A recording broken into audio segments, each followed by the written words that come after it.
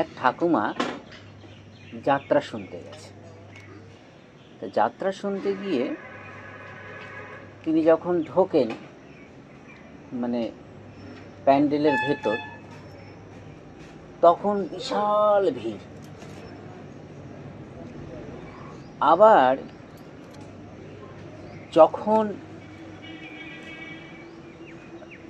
ঢোকা হয়ে গেল, ঢোকা সময় বিশাল ভিড় এড়িয়ে, যাই হোক বয়স্ক মানুষ সবাই সাহায্য করছিল ভেতরে ঢোকার জন্য। তা উনি বসলেন। উনি ওই টুকটাক কিছু খাবার জিনিস নিয়ে গিয়েছিলেন, সেইগুলো বসে এক জায়গায় বসে নিজের মতন টুকটুক করে খাচ্ছে। আগে এরকম হতো, বা আমরাও দেখেছি, যাত্রা বা সিনেমা দেখতে গেলে ওই সঙ্গে করে বাদাম টাদাম নিয়ে যাওয়া হতো, হলে বসে বসে বা এই ম্যারাপের ভেতর বসে বসে খাওয়া হতো, আর আনন্দ নেওয়া হতো যাত্রার।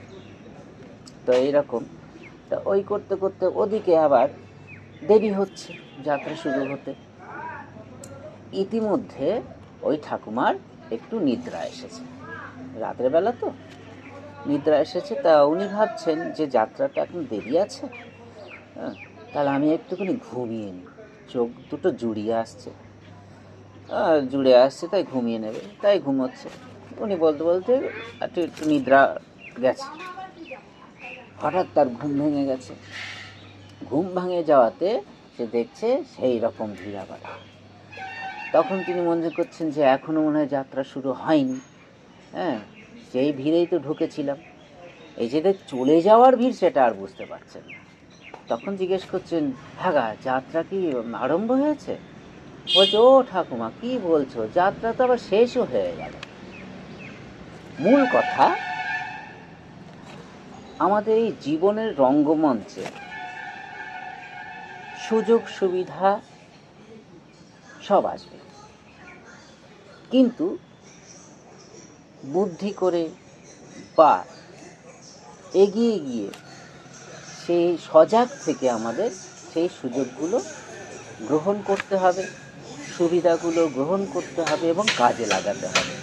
ওই ঠাকুমার মতন ওই ঘুমিয়ে পড়লে, আমাদের এই জেগে ঘুমানোর মতন যদি করি, তাহলে কোনো সুযোগই আমাদের কাজে আসবে না, সব সুযোগ হাতছাড়া হবে।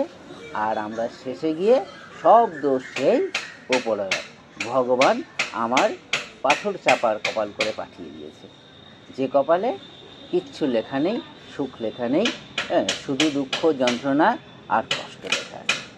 কিন্তু এর জন্য যে আমরাই দায়ী, আমরা যে ওই যে জেগে ঘুমিয়ে থাকি, এই জেগে ঘুমানোটা আমাদের বন্ধ করতে হবে, নাহলে ওই ঠাকুমার মতন দশা হবে, যে একটু ঘুমিয়ে নিয়ে একটু পরে যাত্রা হবে, তারপর দেখবো কোন।